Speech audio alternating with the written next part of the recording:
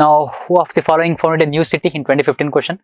And a city on the south bank of tributary to river Krishna and took the rule his new kingdom as the agent of the deity to whom all the land south of the river Krishna was supposed to belong. In 2015, that is Amogavarsha 1, Ballala 2nd, Harihara 1, then Prataparudra 2nd. We will see all the rulers, but this is directly related to that we can talk about south of Krishna river, that is majorly Vijayanagara Empire we are talking about, that is Harihara 1, Akkaraya and Bukkaraya. Okay, so that is what it talk about, that is kingdom that is south of the river Krishna that we are talking about here. We are talking about Vijayanagara Empire. We'll see all these rulers one by one. So very factuals again. Medieval India, most of them are factual. Nothing to feudalism was one concept we understood. Bhakti and Sufism we understood. Mughals, all of them are factuals itself only. Now factual data about these particular kings. And before going to one more question asked about the Vijayanagara Empire itself only. Who among the following rulers of Vijayanagara Empire constructed a large dam across Tungabhadra and a canal cum aqueduct several kilometers long from the river to the capital city? This was last year question. Devaraya 1, Mallikarjuna, Veera Vijaya, Virupaksha. I think these are minor rulers when we will discuss Devaraya 1. Okay, so that is answer is also A, and we will discuss about Devaraya 1 too. Okay, so now look at the Rashtrakutas. Why Rashtrakutas? Because Amogavarsha 1 answer option was there. Amogavarsha belonged to Rashtrakuta. They ruled between 753 to 982, and that is capital was Malkhed. That is in Karnataka, also used to be called as Manyakheda. Today it is called as Kalburgi, and they overthrew Chalukyan ruler Kirtivarma II. And the founder was Dantidurga.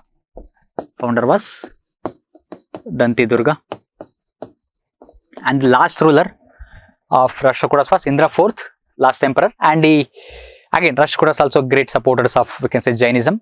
And he committed Sallekana like Chandragupta Maurya.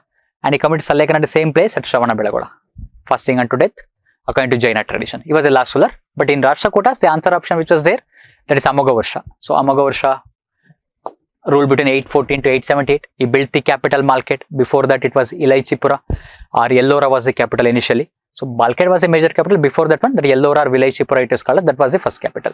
They maintained friendly relation with his neighbors. And Suleiman, one of the Arab traveler, so he visited his court. And he was scholar, particularly Amogavarsha scholar in Kannada as well as Sanskrit. And he wrote Kaviraja Marga, the first poetics work in Kannada. But some people ascribe this work to Sri Vijaya also. They say it's a court poet. But some people would say it was written both together by Amogavarsha or Sri Vijaya. And some people say it was written by Sri Vijaya himself, Kaviraja Marga. So different thing is that. But generally it associated with Amogavarsha also. Okay. And in Sanskrit he wrote Prashnottara Malika, that we are talking about Amogavarsha. He wrote Prashnottara Malika, and later it was translated to Tibetan languages too. And he called as Ashoka of the south because of his tolerance attitude. And with he was compared with Chandragupta II, the Navaratnas of Chandragupta II. Chandragupta II, that is the golden age of Guptas we talk about in particular literature. Now he is also compared with Chandragupta II, Chandragupta Vikramaditya, because of his giving patronage to many scholars. And the Kannada literature started flourishing and in Karnataka, and because of Amogavarsha, because of the ruling of Rashtrakutas. And that was there in answer option. Okay, so that is Rashtrakutas, Amogavarsha. And then again we talk about Veera Ballala. We already talked about Vaisyalas, 1173 to 1220 CE. Okay, so he belonged to Vaisala families, and he quoted a famous Kannada poets, that is Nemi Chandra as well as Janna. That was there. Then again he dominated over Yadavas of Devagiri. Again look at it, repeated themes within this some sections. Okay, within some sections only, that is the topics are getting repeated. And he also dominated over Pandyas of Madurai also, that is in Tamil Nadu. And Western Chalukyas were also called as Kalyani Chalukyas, and Cholas of Tanjavur. So all of them were under the control of Veera Ballala, and he dominated over all of them. Yadavas of Devagiri also. And he built Amruteshwara temple in Chikmagaluru district of Karnataka, that is in Karnataka again. And who built this temple? Not during the time of Veera Ballala, but his commander, that is Amruteshwara Dandanayaka. Like we talked about Somnathpura in art and culture, and that is Somnathpura temple was built by Somanatha Dandanayaka. Okay, so here Shiva again worshipped in Linga form. Shiva worshipped in Linga form. And this is Veera Ballala. Then Prataparudra, he belonged to, he also called as Rudradeva II, one of the last monarch, the last monarch of Kakatiya dynasty. That is, he ruled in 1289 to 1323. And Alauddin Khalji invaded this particular kingdom, that is Kakatiyas, in 1310. AK means Alauddin Khalji. He had to pay tribute to him, and he also had to pay tribute to Mubarak Shah, who was the successor of Alauddin Khalji of Khalji dynasty. So Prataparudra II belonged to Kakatiyas. Kakatiyas we also discussed in ancient India in one of the answer options analysis. And in 1323, GST, that is Ghiyasuddin Tughlaq, the Tughlaq dynasty founder. So he annexed Kakatiyas into Delhi. Kakatiyas of Warangal, Telangana region. Kakatiyas of Warangal in Telangana region. He completely occupied it. Okay. So now it became part of Delhi Sultans. Then Ariyara I is the founder of the Vijayanagara Empire, also called as Akkaraya. Along with brother Bukkaraya, he founded Vijayanagara Empire in 1336. Okay, and he ruled between 1336 to 1356. Ariyara I, and he belonged to Sangama dynasty. There are 4 dynasties of Vijayanagara. That is, one is Sangama. Out Delhi Sultans are 5 dynasties. There are 4 dynasties. Sangama. Then again Saluva. Saluva also sometimes. Then again Tuluva. And then again Aravidu dynasty. Aravidu dynasty. Like major rulers are Sangama rulers as well as Tuluva rulers. Tuluva rulers Sri Krishna Devaraya and Ariyara I Devaraya, other Devaraya I. So they are all belong to Sangama dynasty. Okay, and then again expanded territory after the death of Veeraballala III, because Veeraballala was belonged to Hoysalas, and Vijayanagara Empire came into prominence after the decline of Hoysalas. So once Veeraballala died, now Hoysalas became completely weakened, and now they started expanding territories, and that became Vijayanagara Empire, and particularly Tungabhadra Doab, the control over Tungabhadra river. So along with brothers, they are called Pancha Sangamas were there, that is Bukkaraya, then again Akkaraya. Okay, so there are 5 brothers were there. There is Bukkaraya, 1 Akkaraya, again Kampana, Marappa and Muddappa. These are called as Pancha Sangamas. They belong to which dynasty? That is Sangama dynasty. So the early contribution for the foundation of Vijayanagara Empire comes from this dynasty. Again Devaraya I, 1406 to 1422, after the death of Ariyara II, and he imported horses from Persia and Arabia, the trade relationship with them. And Niccolo Conti from Italy visited Devaraya I's court. That is at that point of time he visited Vijayanagara Empire, and he constructed very famous temple in Hampi, that is Azararama temple. Azararama temple in Hampi, and Virupaksha temple in Hampi is also there. We discussed in art and culture, and known for dealing with water scarcity of Hampi by building canals, and that is a question that is asked. So Devaraya I is known for dealing with the water scarcity situation. So he built a canal connecting with his capital, and he defeated Bahmanis, Firoz Shah of Bahmani.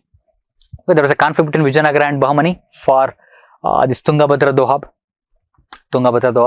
At the same time had matrimonial relations with Bahmani also, according to certain sources. So that again it's quite vague, but some would say that it was not quite proper, but some would say that there was a matrimonial relationship between these 2 kingdoms. And his queen Bhima Devi built a Basadi at Shravanabelagola. Basadi means related to Jaina. Okay, Jainism Basadi, or Jaina temples we can say.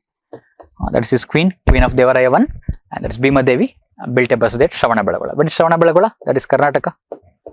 Okay, so place where Chandragupta Maurya and Indra of we can say Arashtrakuta, who committed Sallekana over there. And Sri Krishna Devaraya, like I told you in ancient history while discussing about that, we are going to discuss about Sri Krishna Devaraya.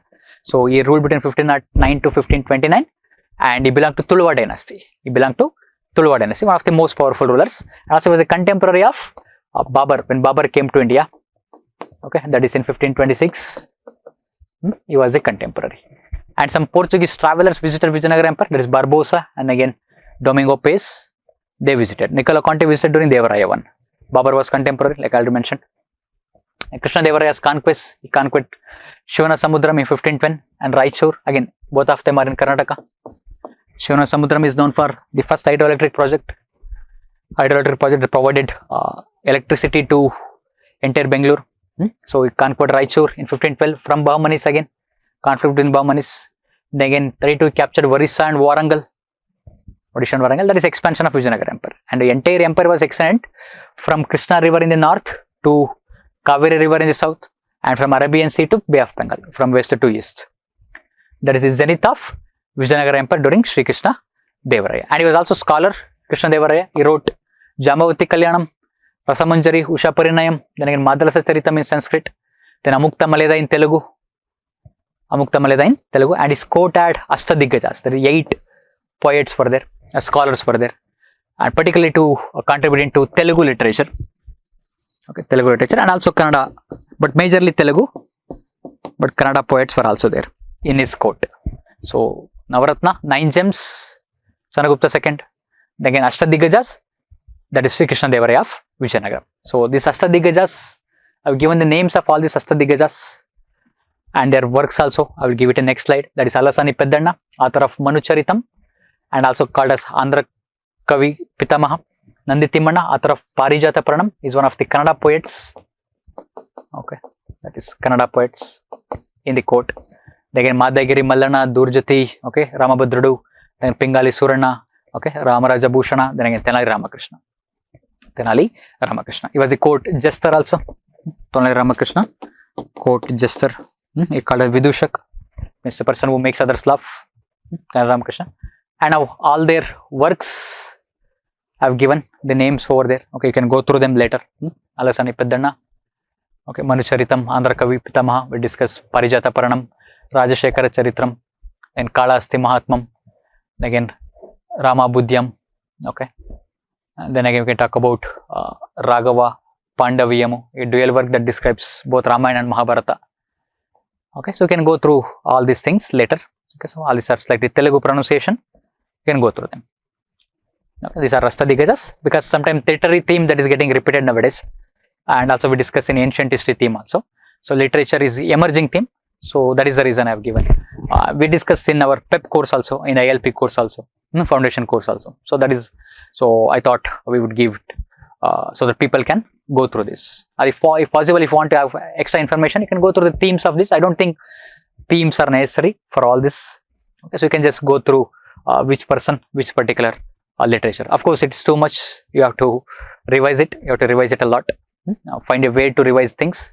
Revision is one important aspect. You have to keep it in mind always.